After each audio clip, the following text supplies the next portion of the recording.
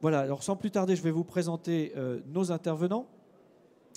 Pour commencer, Madame Élodie Brelot, qui est directrice du GRE, dont elle nous dira la fonction, les missions et la signification. Je la laisserai vous présenter ça en quelques mots. Monsieur Laurent Desmiter, qui est responsable technique, ressources en eau et animation des actions transverses. Pardonnez-moi. Alors, c'est le collègue de Monsieur Desmiter qui se présentera lui-même dans un instant pour nous parler d'actions concernant le département de l'Allier, sauf erreur. Et Monsieur Sylvain Mangili, qui est délégué régional de l'AQC, l'Agence Qualité Construction, qui est une association qui regroupe toutes les organisations professionnelles de la construction autour de la mission de prévention des désordres et des sinistres dans le bâtiment et d'amélioration de la qualité de la construction. Voilà pour les présentations. Je vous laisse, Madame, Messieurs, vous exprimer dans l'ordre qui vous semblera utile et le plus pertinent pour nos invités. L'objectif de cette conférence étant d'aborder et de rappeler, si besoin, la nécessité de mobiliser toutes les parties prenantes pour un assainissement non collectif de qualité, depuis la conception à la réalisation, l'entretien, mais aussi le contrôle et l'accompagnement des usagers. Et nous évoquerons avec vous, entre autres sujets, les actualités réglementaires. Vous nous parlerez également de Qualit ANC, une charte interdépartementale et interprofessionnelle pour une ANC de qualité. Nous ferons un focus sur l'assurance avec ses limites et les points de vigilance à connaître. Et enfin, comment mobiliser et accompagner tous les acteurs concernés. Voilà pour le menu. Je vous laisse nous faire ces trois présentations sans transition avant de proposer à nos auditeurs et nos invités présents de vous poser des questions. Bien, bonjour à tous. Donc François Lipone, responsable du bureau départemental de la qualité de l'eau, qui est en fait le SATES du département de l'Allier et qui accompagne principalement les collectivités du département sur tout ce qui concerne l'eau potable, l'assainissement collectif et aussi l'assainissement non collectif. Bien, donc nous on va faire une petite présentation de l'assainissement non collectif tel qu'il est vécu et tel qu'il se situe dans le département de l'Allier, avec les différents éléments du plan que vous avez sous les yeux. Donc, sur le département de l'Allier, qui est vraiment un département rural, l'ANC a une place très très importante puisque c'est à peu près plus de 80 000 habitants qui sont concernés, donc c'est plus du quart de la population déjà. Hein. Et donc le total de ces 84 000 habitants, ça équivaut à peu près ce que traite la station d'épuration de Montluçon ou de Vichy. Hein. Donc c'est pour dire un peu l'ampleur. Alors bien évidemment, tous les systèmes doivent disposer toutes les habitations doivent disposer d'un système conforme. Hein. Et par contre, on voit bien la balance, alors qui est moins en discussion maintenant, mais qui l'était à une époque, entre collectif et non collectif. Hein. Et on se rend bien compte que dès qu'on fait un peu de calcul, au-delà de 20 mètres d'assainissement collectif pour avoir un branchement, on n'est pas rentable. Hein, voilà. Et donc, il est clair que l'assainissement non collectif est une vraie solution dès qu'on est sur des secteurs un peu plus diffus en habitat. Même si parfois, on pourrait penser que les contraintes locales font que ce n'est pas possible. Mais on se rend compte de plus en plus que le possible est toujours là.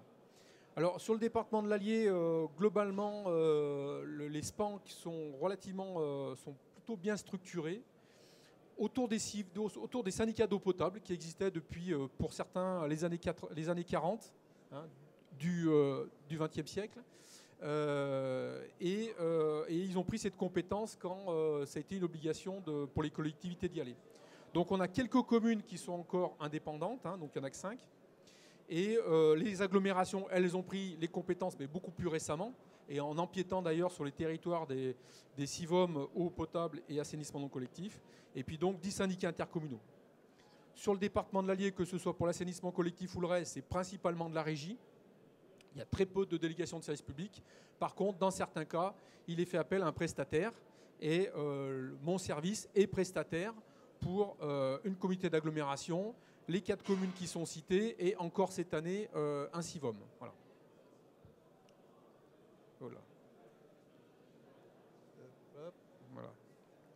Bon, un petit graphique qui présente un petit peu globalement par structure, hein, par SPANC, à la fois le parc, hein, c'est le point rouge qui vous donne à peu près le nombre d'installations qui sont sur chaque secteur, et ensuite le nombre de contrôles qui sont effectués sur l'année 2016. Donc c'est un recueil qu'on a de 2016, ça date un petit peu, mais on ne l'a pas actualisé depuis. Bon, voilà, donc on voit quand même une grande disparité entre, bon, déjà la nature des contrôles, hein, le contrôle de conception, contrôle d'exécution, contrôle de bon fonctionnement. Et surtout, ben, on a des ratios qui peuvent être très différents entre des spans qui ont vraiment une dynamique de faire du contrôle périodique et ceux qui, pour l'instant, démarrent à peine. Hein, voilà. Plus après le contexte démographique qui fait qu'à certains endroits on bâtit et d'autres endroits on ne bâtit pratiquement pas et duquel il y a beaucoup moins de contrôle d'exécution ou de conception. Alors, voilà. Donc, pour revenir un petit peu le parallèle collectif-non collectif, hein, généralement en zone rurale, lorsqu'on est sur des communes, hein, lorsque c'est la commune qui est maître d'ouvrage, il y a une sous-estimation du coût réel de l'assainissement collectif. Voilà. Dans la mesure où le budget général peut abonder au budget assainissement, eh bien, voilà, on y va, on fait des réseaux, on fait des stations d'épuration, et on ne se rend pas forcément compte de du coût réel, quoi. Voilà. Ce qui va avoir un effet un peu pervers avec le transfert de compétences aux EPCI, qui, elles, auront obligatoirement un budget annexe, qui devra s'équilibrer en budget, en dépenses et en recettes. Et là, voilà, on risque d'avoir une explosion du coût de l'assainissement collectif de par ce transfert de compétences. Voilà. Et avec un impact sur la redevance assainissement qui sera demandée aux usagers. Donc il est bien important de bien resituer l'assainissement non collectif et surtout jouer sur la rénovation des existants plutôt que de se précipiter vers du collectif. Alors la rénovation qui était adaptée aussi par rapport à l'usage qu'il y en est. Hein. C'est vrai que les arrêtés de 2012 donnent beaucoup plus de souplesse que les précédents, qui imposaient une réhabilitation systématique tous les 4 ans, enfin dans un délai de 4 ans, alors que parfois on avait un usager perdu un peu en fin fond dans la campagne, qui n'avait aucun impact sanitaire, ni aucun impact environnemental. Malgré tout, il avait une obligation. Maintenant, la réglementation dit, s'il y a un impact, s'il y a un risque sanitaire, effectivement on y va. On se rend compte dans le temps, c'est surtout quand même dans le cadre de transfert de propriété qu'on peut faire les choses. Lorsque la personne est en place, bon, sauf qu'il y a un vrai risque, où là, effectivement, il faut pousser à ce que ce soit fait, mais on n'a pas beaucoup d'outils incitatifs, malgré tout, pour y aller. Voilà. Alors, l'assainissement est non collectif, alors, on va dire, l'eau potable et l'assainissement collectif aussi, mais c'est encore vrai pour l'assainissement non collectif, parce que c'est quand même globalement quelque chose qui est récent, hein, 96. Et depuis, on n'arrête pas d'avoir des arrêtés qui évoluent, et ce qui n'est pas toujours simple non plus à gérer pour faire calibrer son service par rapport aux besoins du territoire. Donc le contexte, bien évidemment, la loi NOTRe, bon, voilà.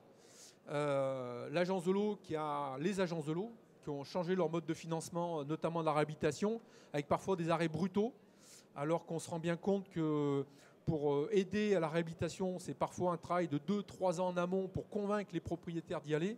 Si au moment où ils sont prêts à y aller, on dit bah non, finalement il n'y a plus de financement, c'est un contre-coup quand même qui est assez dommageable. Alors, heureusement, sur la Bretagne, le dispositif a été maintenu au début du 11e programme. Voilà, ça donne un peu de souplesse. Maintenant, sur d'autres agences, ça n'a pas été le cas, notamment RMC, je crois. Voilà. Sur l'aspect technique aussi, ce qui est intéressant, c'est que maintenant, on a beaucoup de recul par rapport aux agréments qu'on peut être donnés sur les microstations et autres dispositifs compacts. Et on a pu se rendre compte que voilà, des choses qui peuvent être merveilleuses sur le papier le sont beaucoup moins dans la réalité. Et entre le moment de l'installation et au bout de 5 ou 10 ans, c'est plus tout les mêmes choses qui se passent. Voilà. Donc ça, c'est important.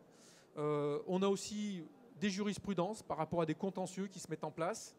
Et d'où l'importance aussi de ne pas prendre le sujet à la légère pour certains SPANC, parce que c'est vrai que bon, le département de l'Allier, les gens sont plutôt tranquilles. Il est clair que dans d'autres régions en France, certains SPANC ne pourraient pas faire ce qu'ils font ici. Voilà. On serait dans le sud-est, je pense région PACA, à mon avis, on aurait des procès on risquerait d'avoir des procès à tour de bras. Voilà. Donc, être vigilant par rapport à ça. Et puis le PANANC, hein, qui est le plan national pour l'assainissement non collectif, qui a l'intérêt de rassembler toutes les parties prenantes et qui est vraiment un lieu d'échange pour faire évoluer à la fois les techniques, la réglementation, etc. quoi. Et aussi qui est un très bon support d'outils de communication, à la fois pour les particuliers, mais aussi pour les SPANC, et aussi pour les professionnels qui sont amenés à installer ce type d'équipement. Voilà.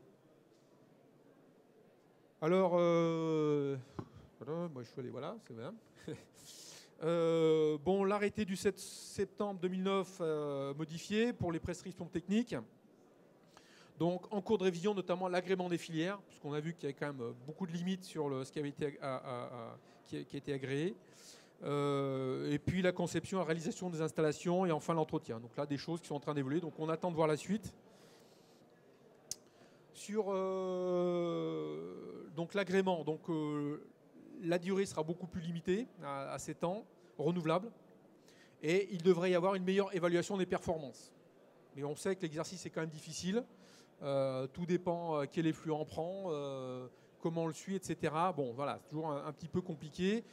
Toujours aussi, hein, quand on fait des tests, on se met souvent dans les situations les plus favorables, alors que dans une vraie vie, le dispositif peut être soumis à des contraintes beaucoup plus importantes.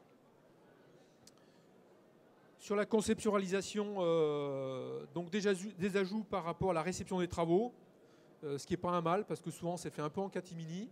Le propriétaire n'a pas toujours la notice. Enfin bon, voilà, nous toutes les prescriptions à suivre lorsqu'on a surtout des équipements avec motorisation, etc. Tout l'entretien qui est à mettre en œuvre. Dans la mesure souvent, ça leur a été vendu comme quelque chose de pas cher et qui fait tout seul.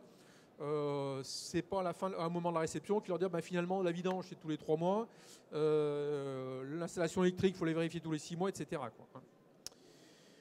Nouveau dimensionnement beaucoup plus réaliste des fosses septiques et des fosses toutes eaux, enfin fosses toutes eaux, pas fosses septiques. Et puis une uniformisation de l'index 1. Voilà.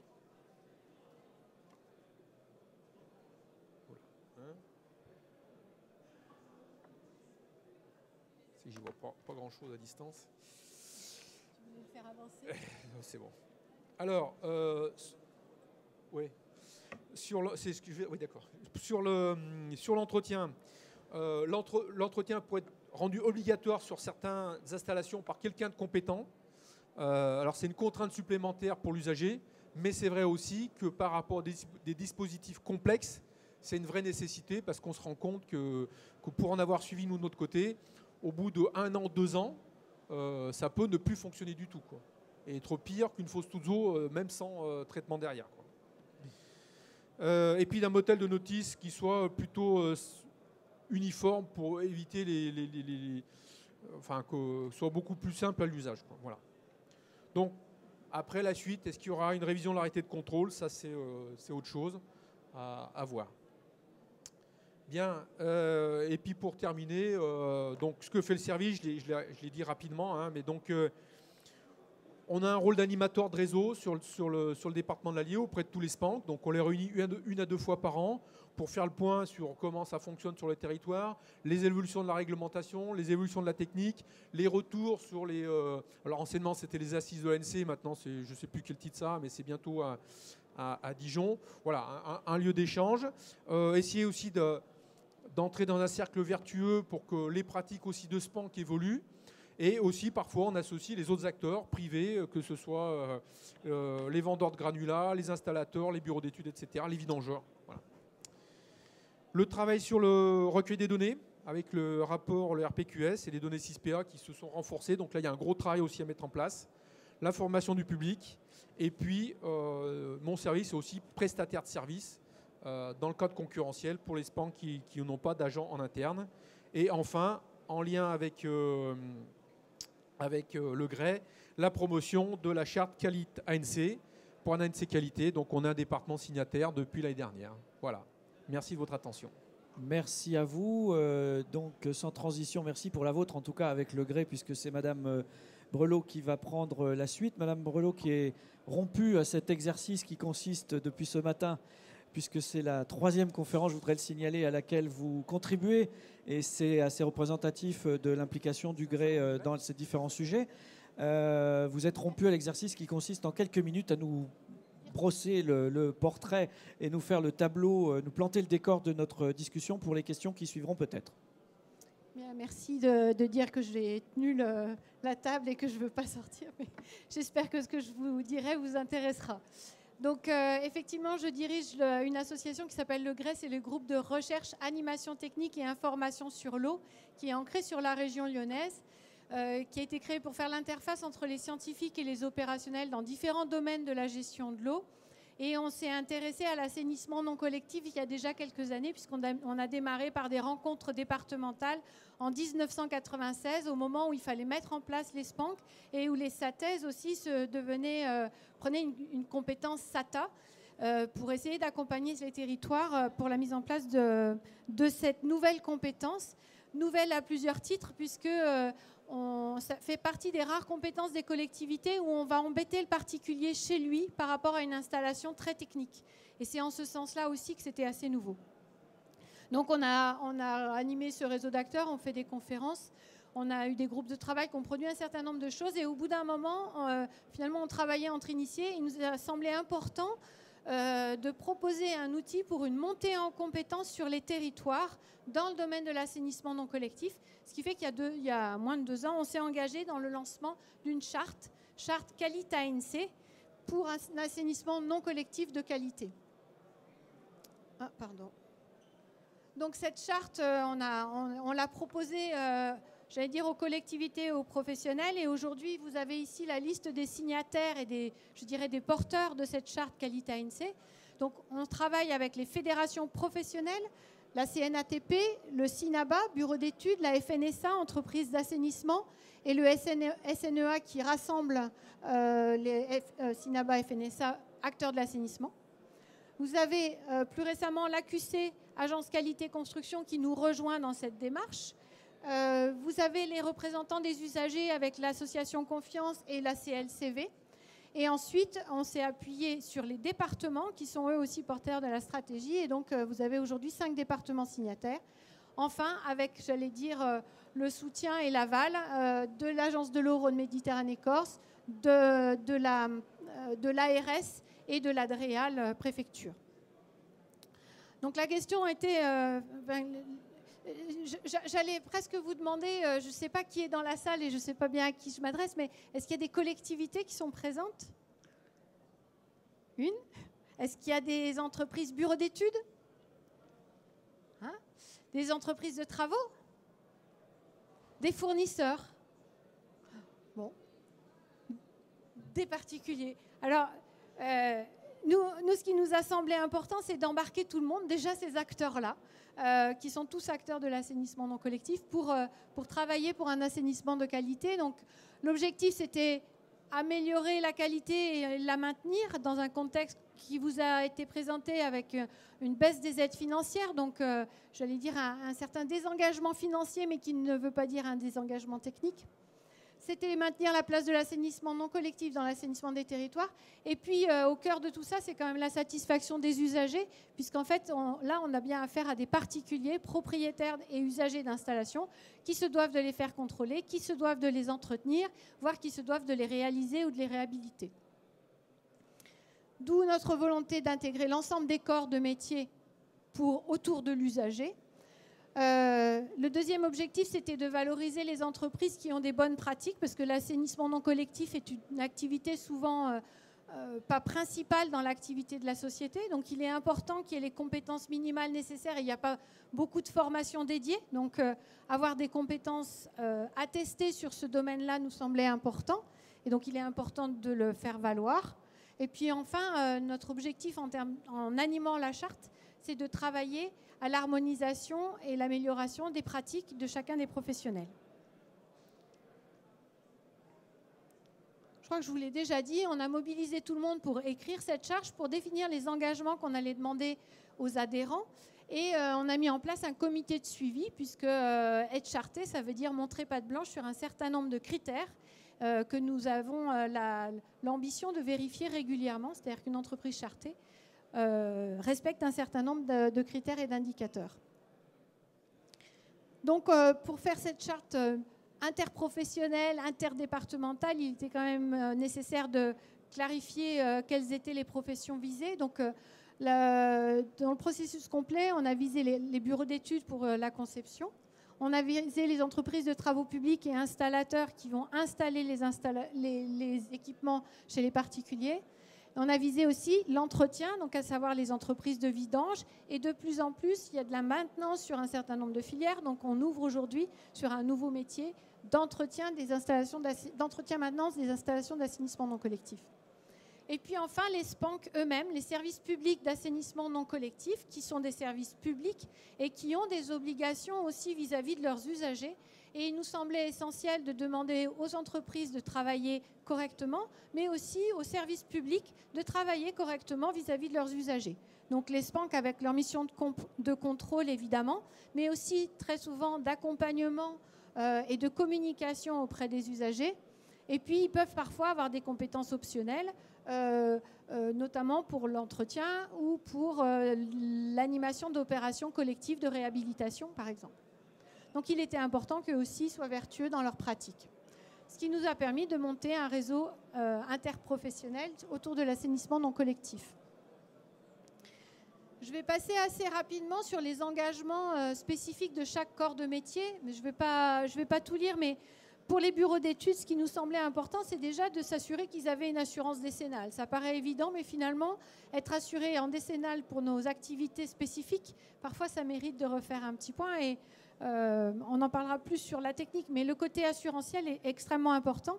Et c'est important pour un particulier de savoir que ses prestataires sont bien assurés pour la mission qu'ils réalisent chez lui. Le deuxième point qu'on voulait, c'est la formation, avoir des gens qui sont formés aux techniques.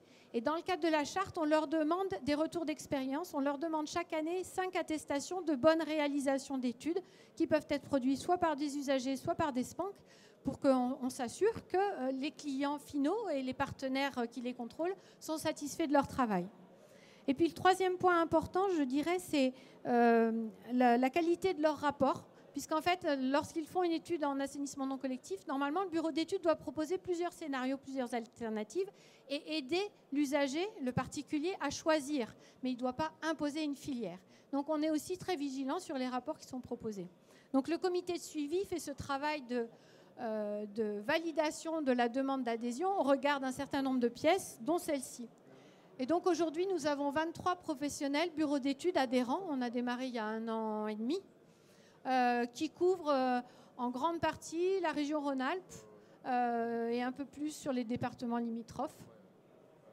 Je crois que je vous ai mis la carte, c'est une erreur. En ce qui concerne la mise en œuvre des installations, les engagements qui sont vérifiés, donc là aussi, on demande alors des formations spécifiques ne sont pas toujours disponibles, mais pour tous les adhérents, on leur demande d'avoir au moins un temps d'information chaque année. C'est-à-dire participer à une formation, à une conférence, à un salon, à une rencontre, au moins sortir, on va dire, les pieds des bottes pour changer, et aller voir ce qui se fait, comment évolue le domaine pour se tenir au courant. Donc ça, on demande une attestation sur ce point-là. On demande une attestation de bonne réalisation, là aussi, que ce soit fourni par des usagers ou par des SPANC. Et puis de manière générale, l'assurance décennale pour réaliser les travaux conformément à leur activité. Donc s'assurer qu'ils sont bien assurés pour faire des travaux d'assainissement non collectif. Enfin, peut-être qu'un élément important sur les entreprises, c'est la notion plus administrative de devis détaillé, de devis signé et de réception des travaux, donc accompagner leurs clients pour faire les choses dans l'ordre et que la procédure administrative soit respectée. Aujourd'hui, nous avons 13 professionnels adhérents pour la mise en œuvre, donc, dont les pratiques et administratives et techniques ont été validées. De même pour les entreprises de vidange. Donc vous savez que les entreprises de vidange sont des entreprises agréées au niveau de la préfecture, donc elles doivent avoir un agrément. Elles doivent utiliser un bordereau de vidange, vous faire signer un bordereau lorsqu'elles viennent chez le particulier, et elles doivent produire un bilan d'activité annuel. Donc nous, on vérifie aussi ces éléments-là. Pas de formation spécifique, mais justifiée d'expérience et d'avoir des personnels qui justifient d'expérience, continuer à s'informer régulièrement.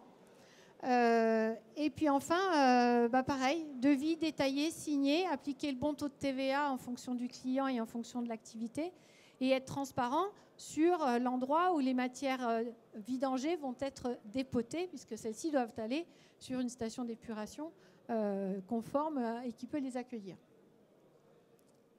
Donc là aussi, des éléments de contrôle. On a aujourd'hui 9 professionnels de l'entretien qui sont chartés sur le territoire. Ce qui est intéressant au-delà de... Ah ben j'allais oublier, les SPANC, le dernier auquel on demande des compétences et on vérifie la façon dont ils travaillent. Des obligations notamment discutées avec les associations d'usagers en ce qui concerne le fait d'avoir un règlement d'assainissement, de communiquer ce règlement d'assainissement aux usagers, et ça c'est un élément qui est encore en discussion et en évolution, c'est-à-dire qu'il y a une demande forte des associations d'avoir un envoi systématique du règlement. Nous on impose un minimum qu'il soit déjà en ligne, accessible et visible, et qu'il ait fait l'objet d'un envoi minimum lorsqu'il a été créé. Mais c'est un élément important de transparence du service vis-à-vis des usagers. Il doit accompagner aussi en utilisant les outils mis à sa disposition et notamment tous les bons documents techniques et outils d'accompagnement qui ont été produits dans le cadre du plan national assainissement non collectif. Et puis il doit promouvoir la charte, c'est-à-dire qu'il doit promouvoir des entreprises compétentes et chartées sur son territoire, puisque l'idée c'est vraiment de travailler tous ensemble dans cette dynamique-là.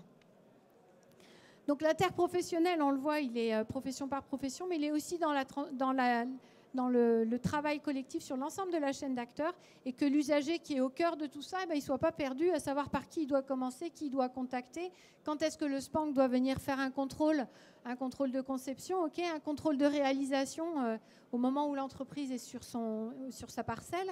Toute cette articulation et ce fonctionnement d'une chaîne d'acteurs pour un assainissement non collectif, ce n'est pas au particulier de le deviner, de l'imaginer. Donc on est bien obligé de l'accompagner dans ce sens-là. Et c'est bien dans cet esprit-là que travaille la charte. 15 SPANC adhérents aujourd'hui.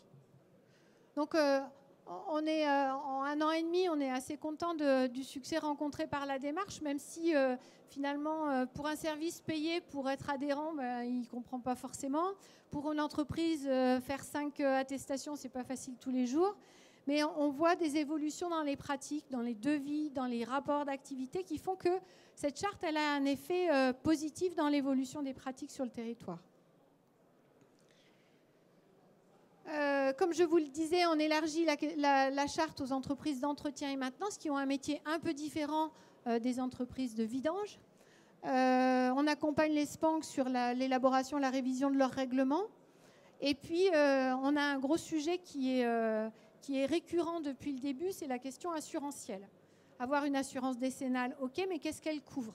Et aujourd'hui, sur l'assainissement non collectif, on a des filières traditionnelles, on a aujourd'hui des filières agréées qui, du point de vue de la classification assurantielle, posent question. Et donc, il est important d'avancer dans ce domaine-là. Et c'est pour ça qu'on a mis en place une collaboration avec l'AQC. Et je crois que c'est comme ça que je fais...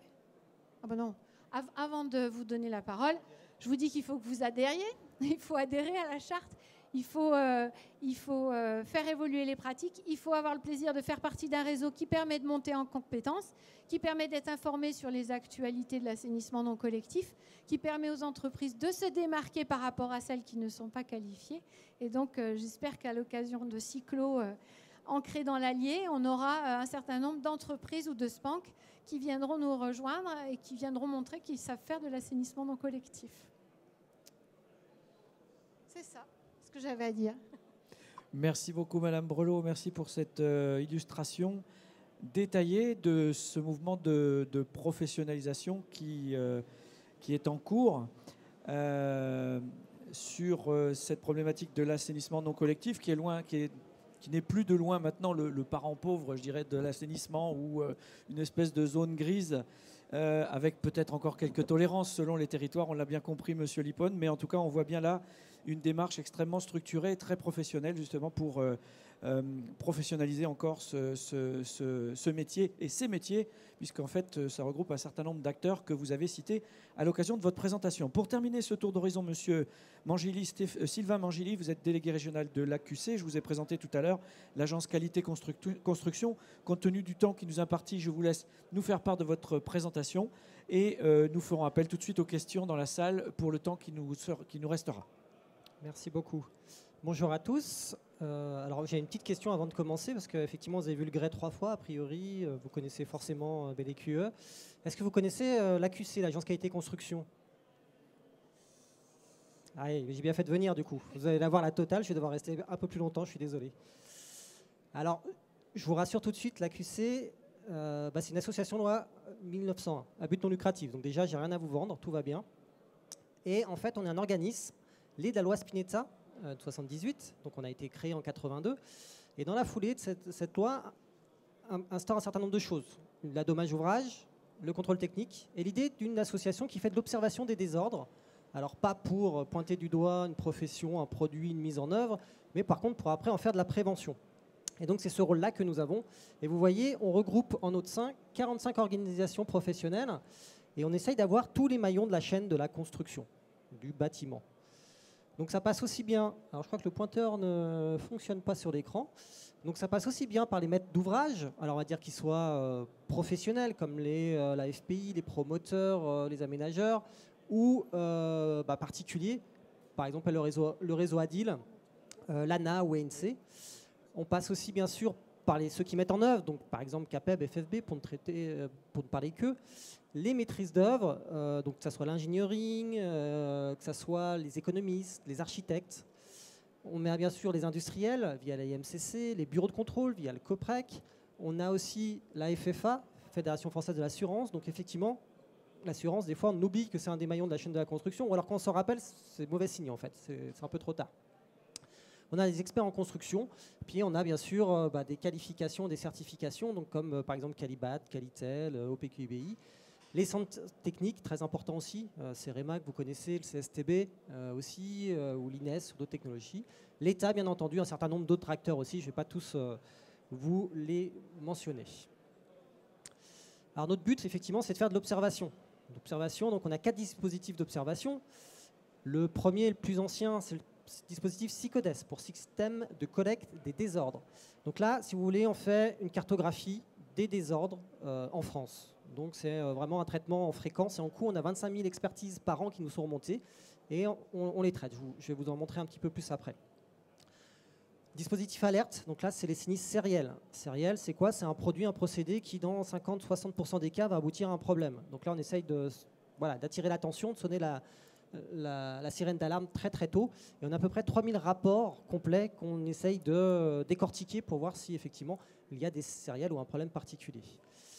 Après on essaye, donc là on compte un peu les points, même si on essaye d'aller très vite, très réactif, hein, et on essaie quand même aussi d'être plus proactif avec les deux autres. Rex Bâtiment performant, donc là c'est un peu les risques émergents. On construit différemment, on a des nouvelles technologies. Donc là l'idée c'est d'envoyer un enquêteur sur la base du volontariat dans un chantier, voir le bâtiment, qu'est-ce qu'il y a de différent, ce qui s'est bien passé, mal passé sur le terrain, et d'en tirer des grands enseignements qu'on met à disposition de tout le monde. Et enfin le dernier c'est Vigirisque, donc qui parle vraiment des risques encore plus en amont potentiels, souvent qui arrivent souvent par des changements de normalisation par exemple. Et bien sûr un certain nombre d'études. Et tout ça va nourrir notre prévention. Alors si je suis là aujourd'hui, c'est effectivement pour vous sensibiliser en fait au salon cyclo, forcément à tout ce qui va toucher de près ou de loin à l'eau. Et donc je vous ai sorti la vision macro déjà, la vision macro de notre dispositif SICODES. Donc vous voyez, il y a un classement là. Donc j'ai zoomé sur les maisons individuelles uniquement. Et sur les maisons individuelles, on peut voir que alors c'est notre flop 10, c'est les 10 endroits où on a le plus de pathologies actuellement. On voit que le premier, c'est le revêtement de sol intérieur. Ça ne vous intéresse pas forcément, quoique. Mais vous voyez qu'en troisième position, on a les réseaux d'eau intérieurs du bâtiment. On a aussi les réseaux extérieurs du bâtiment. Et on a aussi les équipements sanitaires. Donc ça fait quand même 3 choses qu'on montre au niveau de cyclo, mais 3 qui sont quand même dans le flop 10, donc qui posent problème. Alors là, je ne l'ai pas dit, c'est en termes de fréquence. Hein, donc c'est en nombre de sinistres qui nous sont remontés. Vous voyez, alors juste petite explication sur les couleurs. En haut, c'est les 3 dernières années. En jaune, c'est la période décennale actuelle et c'est des périodes décennales précédentes. Et vous voyez notamment sur les équipements sanitaires, par exemple, et sur les réseaux extérieurs aussi, il y a une tendance à avoir plus de problèmes, plus de désordres. Donc c'est pas une tendance qu'on aime beaucoup chez nous. Donc voilà, donc l'idée après, ça va faire de la prévention. Alors regarder la fréquence, c'est bien, mais on regarde aussi le coût, parce que tout ça, c'est un coût. Et le coût, alors, on va remarquer qu'on a aussi les réseaux d'eau extérieure et les réseaux d'eau intérieure qui sont, en termes de coût, très présent encore dans ce flop 10. Donc ça, c'était la vision un peu macro. Et je suis allé voir un petit peu plus ce qui se passe sur l'ANC, puisqu'on parle de l'ANC aujourd'hui. Et voilà les principales problématiques qui nous sont remontées au niveau de l'assainissement non collectif, de l'assainissement autonome. Donc en premier, loin devant, c'est des défauts de mise en œuvre du dispositif. Alors c'est pas forcément une surprise, c'est souvent là où effectivement il y a aussi le plus d'enjeux, puis c'est là où on fait toutes les choses quasiment.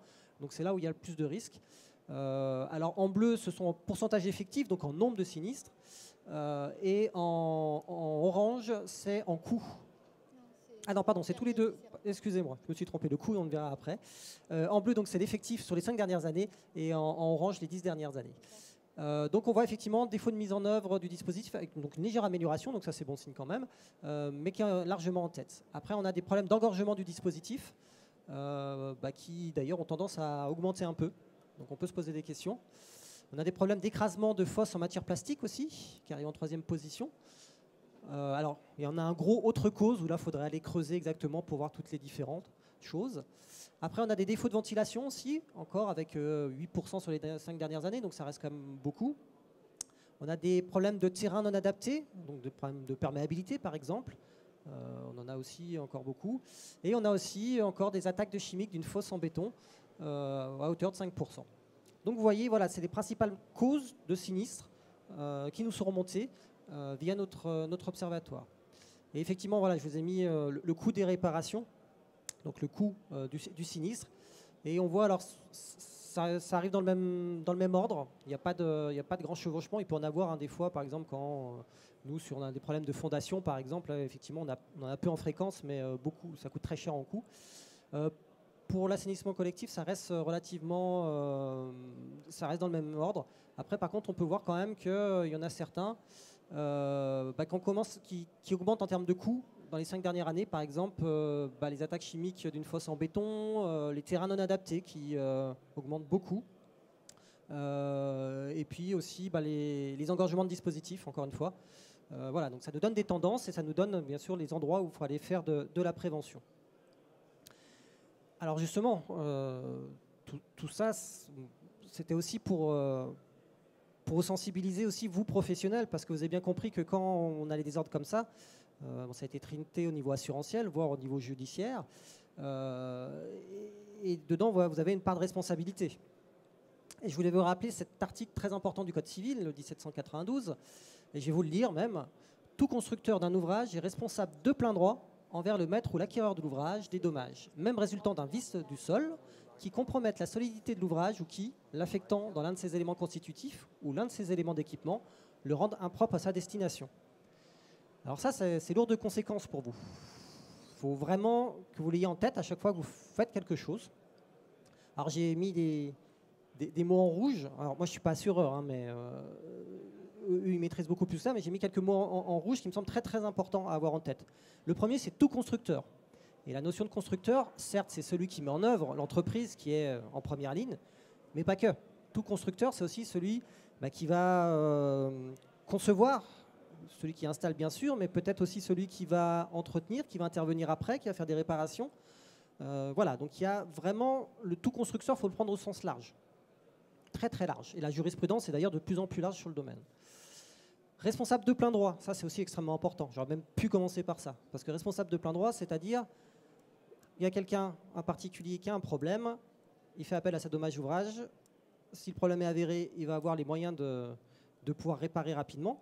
Et après, la dommage ouvrage va se retourner pour chercher les responsabilités sur les responsabilités civiles décennales des acteurs qui ont participé au projet. Et là, c'est différent. Pas besoin de prouver que vous êtes coupable, c'est à vous de vous défendre. Donc, vous êtes responsable de plein droit. Donc, c'est pas la même chose. C'est vraiment à vous d'apporter les arguments comme quoi, c'est pas de votre faute. Mais c'est une autre problématique. C'est quand même une problématique. C'est assez rare en droit.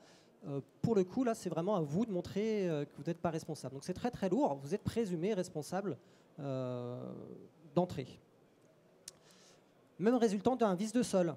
Ça, vous me voyez venir effectivement l'importance, bien sûr, d'être conscient d'où on travaille et du sol. C'est-à-dire qu'on ne pourra même pas dire que oui, mais j'ai bien regardé le sol et j'ai creusé 10 mètres plus loin et il y avait un changement de sol, je ne l'ai pas vu. Non, voilà, ça ne marchera pas comme ça. Vous êtes responsable même du sol. Donc tout ce qui est à proximité, tout ce que vous construisez dessus, dessous, dedans, vous avez la responsabilité et le vice de sol qu'on n'aura pas vu, où on a été négligent, il faut quand même le prendre en compte. Et impropre à sa destination, typiquement un problème sur un assainissement collectif, ça sera une impropriété à destination. Ça, c'est un exemple de contrat RCD. Tout ça pour vous dire que vous allez voir, si vous regardez un peu, beaucoup de notions, et notamment la notion de C2P. C2P, c'est une commission gérée à la QC où il y a tous les acteurs de la construction autour de la table. Et l'idée, c'est de faire des passerelles entre le domaine traditionnel et non traditionnel, le domaine du bâtiment, on va dire, et le domaine assurantiel, technique courante, technique non courante. Donc important, j'imagine que vous connaissez tous les avis techniques, par exemple. Ou alors vous dormez tous. Non, bon, je vais parler de tout. Alors, je vais commencer par les DTU. Alors, les DTU, vous connaissez. Bon, 64.1 notamment. D'accord, 64.1. Donc, important, c'est du traditionnel, c'est de la technique courante, il n'y a pas de souci, vous pouvez y aller en confiance, poser conformément au DTU, tout se passera bien. Recommandation professionnelle RAGE, c'est de la même façon. Je reviens à mes avis techniques, par exemple. Avis technique, c'est intéressant, pour un produit innovant, un procédé innovant, un industriel va aller voir le CSTB, ensemble ils vont monter un dossier, ça va passer devant un groupe d'experts qui est le GS17 en ce qui nous concerne, et qui va donner son avis technique dessus. Mais ça reste un produit innovant en fait. Donc ce produit innovant reste de la technique non courante. Sauf si justement, vous voyez la petite passerelle, si ça passe devant la C2P et que ça passe sur la liste verte de la C2P. Et vous pouvez aller consulter tous les avis techniques qui sont sur la liste verte de la C2P à partir de notre site internet. Donc c'est bien d'aller sur le site CSTB pour voir le document technique et de le lire, mais c'est aussi bien d'aller voir le site de la QC pour aller voir si c'est bien sur la liste verte, pour que ça soit en technique courante. Si c'est pas en technique courante, si c'est pas sur la liste verte, c'est pas en technique courante, ça ne veut pas dire que vous ne pouvez pas l'utiliser. Par contre, ça veut dire rapprochez-vous de votre assureur avant pour être bien sûr qu'il vous assure. Parce qu'en cas de problème, il aura beau jeu de vous dire c'est pas de la technique courante, c'était marqué sur mon petit contrat, technique courante. Or là, vous n'êtes pas dans la technique courante, donc faites attention. Donc vraiment, allez vérifier, c'est extrêmement intéressant et malheureusement, c'est encore pas toujours connu. Les ATEX, ça va être le même principe. Les ATEX, appréciation technique d'expérimentation, je passe vite dessus, grosso modo, c'est l'antichambre en fait des avis techniques. Voilà, c'est pour un produit qui a encore moins d'expérience qu'un produit qui va à l'avis technique. Les règles professionnelles. Oui, ce qui est important à dire, c'est qu'aujourd'hui, dans le domaine de l'assainissement non collectif, vous avez la filière traditionnelle et puis vous avez toutes les filières agréées. Mais les filières agréées, c'est un agrément spécifique à l'assainissement non collectif et ça ne rentre pas dans cette lecture-là. Et la majorité de ces techniques agréées sont des techniques non courantes. Très peu ont d'ATEX. Donc aujourd'hui, on a une vraie question au niveau assurance. C'est-à-dire qu'il faut absolument que l'utilisation des filières agréées doit être identifiée dans vos pratiques métiers par votre assureur. Parce que sinon, il peut vous dire, mais moi, je ne couvre pas, je couvre que les techniques courantes. Donc, en tout cas, il faut avoir ce partage-là avec l'assureur, d'où l'importance de cette thématique. Important de se rapprocher, et avant de mettre en œuvre, de se rapprocher de son assureur pour discuter, est-ce que je suis bien couvert dans ce cas-là, est-ce qu'il n'y a pas de souci? Il vous dit oui, il vous dit non, mais vous pouvez discuter, mais il faut le faire avant, parce qu'après, en cas de problème, s'il vous dit non, vous êtes tout seul devant le problème. Donc ça, c'est extrêmement important. Alors juste parce que j'en profite pour dire le beau travail du Grès aussi sur sa page internet, vous allez retrouver un récapitulatif des filières agréées et de l'ensemble des produits en filière agréée avec les avis techniques éventuellement et aussi leur classement sur la liste verte de la C2P. Donc c'est un gros travail de fait, donc c'est intéressant. J'ai regardé, grosso modo, il y a quand même 900 références de produits. Il y en a 10% qui sont sous avis technique. Et si on regarde plus précisément dans l'ANC, là, c'est vrai que ça va être un peu le maillon faible, mais il n'y en a pas beaucoup. Donc faites très attention. Rapprochez-vous de votre assureur, il vous dira peut-être, mais oui, pas de problème, c'est bien sûr, c'était dit, mais vaut mieux que ça soit écrit, il ne faut pas que ça soit dit. Les règles professionnelles, c'est une autre solution qui est possible, mais pareil, règles professionnelles, il peut en exister surtout tout autour de la table. On peut faire une règle professionnelle. Pour qu'elle ait une portée, pour qu'elle bascule en technique courante, il faut qu'elle passe devant la C2P qui la valide. Voilà, donc n'hésitez pas à aller sur notre site internet pour retrouver tous ces éléments. Vous les avez sur le site internet et aussi des publications si vous le souhaitez. Vous pouvez aussi nous suivre parce que l'idée après c'est de faire de la prévention. Et cette prévention elle passe. Alors si vous avez des questions aussi sur ce que je viens de dire, le petit tableau avec la vie technique, DTU et autres. Par exemple, je vous conseille bâtiment, bien utiliser les textes de référence. Là vous allez avoir le résumé. Enfin, même, ça sera plus complet ce que je viens de vous dire, mais en tout cas vous aurez une meilleure idée de tous ces textes de référence qui sont des fois compliqués. C'est un peu une jungle, c'est un peu compliqué si on ne les maîtrise pas. Donc vous saurez comment c'est fait, à quoi ça sert, quelles sont les responsabilités derrière. Et bien entendu aussi, avec l'aide du Grès, on est en train de mettre un groupe de travail avec tous les acteurs de la construction, encore une fois, autour de la table, pour sortir une publication, pour faire de la prévention sur des points sensibles de l'ANC. Que ce soit en conception, en mise en œuvre, lors de l'entretien, les procédures administratives aussi, les responsabilités. Il y aura même 2 publications, en fait, pour être honnête, une qui sera à destination du grand public et l'autre qui sera à destination des professionnels. Donc ça, d'ici 6 mois, vous aurez tout ça sur notre site internet. Donc n'hésitez pas à revenir vers nous. Et n'hésitez pas aussi à nous suivre. On a une chaîne YouTube aussi avec des vidéos, on a une application. On a même une application de suivi des désordres. Donc si vous voulez participer à la remontée des problèmes et surtout à faire progresser d'une façon générale les filières, n'hésitez pas à nous contacter, à nous remonter. Voilà, je vous remercie. Et puis si vous avez des questions, donc... Merci à vous, Monsieur Mangili. Je vous propose à ce stade de remercier par quelques applaudissements nos intervenants parce qu'ils s'en sont très bien sortis par rapport à l'objectif que j'évoquais initialement, à savoir que le temps d'intervention était très court par rapport à tout ce que vous auriez pu nous dire. Merci, Monsieur Mangili, d'avoir répondu par anticipation à une question que j'étais en train de me poser, à savoir qu'on a un public qui est assez divers et varié. Et les publications que vous envisagez de faire avec l'aide du GRE, justement, vont répondre à cette question. Il y aura compte tenu de la densité des informations qui peuvent concerner tel ou tel acteur, vous allez faire en quelque sorte le tri entre ce qui va intéresser de prime abord les professionnels et par ailleurs ce qui peut intéresser les particuliers. Oui, on va essayer de dissocier les publics parce que déjà on ne parle pas de la même façon, bien sûr, au grand public et aux professionnels. Sans compter les aspects jargon, les connaissances techniques nécessaires, etc. Tout à fait. Donc l'idée, ça sera de vraiment sortir les points de vigilance et après de donner aussi surtout les liens pour aller plus loin aussi, pour avoir les bonnes pratiques. Donc vraiment faire de la prévention. Puis n'hésitez pas à faire le relais, puisque vous serez un relais de prévention. Donc dès qu'elle sera sortie. Alors nous avons bien enregistré qu'elle sortirait d'ici 6 mois environ. Voilà, à peu près. En attendant, vous avez fait état d'un certain nombre de publications existantes. Vous avez montré une diapo avec un certain nombre de facsimilés de documents. Je pense qu'on peut les retrouver. Si votre présentation est disponible, on peut les retrouver quelque part. Alors, pas de souci, de toute façon, ma présentation sera disponible, mais aussi... Donc, elle sera mise en ligne sur le site de Cyclo, pour information. Et autrement, vous allez sur www.qualitéconstruction.com, vous avez tous ces documents en version numérique gratuitement, et vous pouvez même en commander pour faire des relais de prévention gratuitement aussi. N'hésitez pas. Merci pour ces précisions. Y a-t-il une ou deux questions, selon le temps qui nous est imparti? C'est tout ce que je pourrais vous proposer à ce stade, compte tenu de l'heure qui avance. Y a-t-il des questions sur l'assainissement non collectif de qualité, puisque tel était le qualificatif que nous lui avons donné à l'occasion de cette conférence. Tel est l'objectif ultime. Pas de questions, merci. Monsieur, je vais vous passer le micro, on va vous laisser vous présenter si vous le voulez bien, pour que chacun puisse vous situer. Bonjour, Jean-Luc Gilles, du bureau départemental de la qualité de l'eau. Donc vous avez dit que la charte était signée depuis 1 an et demi. Et j'ai vu qu'il n'y avait que 13 entreprises signataires de cette charte. Au total, il y en a 80.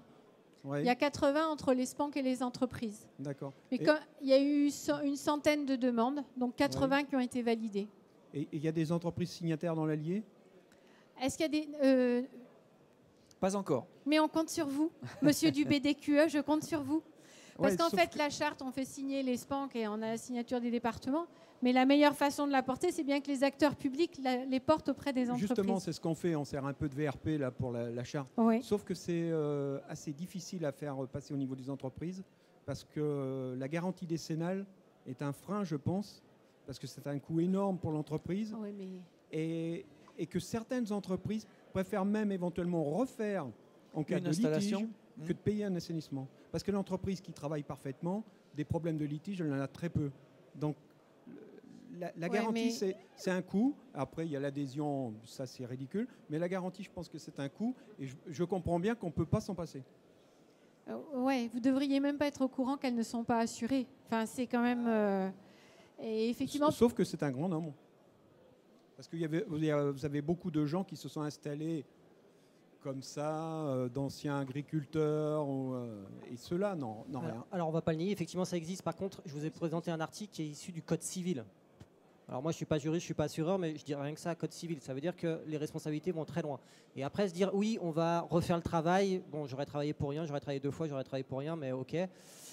À mon avis, c'est risqué aussi, parce qu'il ne faut pas oublier tout ce qui peut se passer à côté. C'est-à-dire que, je ne sais pas, s'il y a un problème d'infiltration qui vont jusque dans les murs et que c'est toute la maison qui est à refaire, là, la boîte, elle coule, c'est sûr, et les responsabilités civiles des personnes peuvent être aussi mises en jeu. Donc ça va au-delà de se dire, je travaille très bien, j'aurai jamais de problème. Ça, déjà, ça n'existe pas. Enfin, voilà, on a tous droit à l'erreur et on fera tous une erreur, c'est normal. Après, voilà, il y a vraiment des enjeux qui sont majeurs. Il ne faut pas se dire que c'est que ce que j'ai fait. Au pire, c'est que mon marché que je vais perdre. Ça, à côté, il peut y avoir vraiment des responsabilités plus énormes si quelqu'un, je ne sais pas, se fait mal, si jamais quelqu'un tombe malade à cause de ce qui s'est passé. Des problèmes de fissuration. Enfin, voilà, je ne voudrais pas être trop pessimiste non plus, mais non, ça peut aller très très loin. Les responsabilités peuvent être très très loin. Et le coût peut être énorme. Donc voilà, ça dépasse le marché. Madame Brelot ? Je suis contente que ce soit un frein, mais je préfère avoir peu d'adhérents, mais tous assurés. Et je vous assure qu'on vérifie ça avec beaucoup d'attention. Je crois que c'est important. Je ne vise pas à avoir toutes les entreprises du domaine. Je vise à avoir celles qui sont qualifiées pour le faire et qui ont les armes pour le faire. Voilà. Merci pour cette précision. Ah, attendez, je vais vous passer le micro parce que personne ne vous entend, là, surtout avec le bruit ambiant. On a des pétitionnaires qui nous demandent, en fait, si on a des entreprises adhérentes, et on peut leur dire que non, quoi.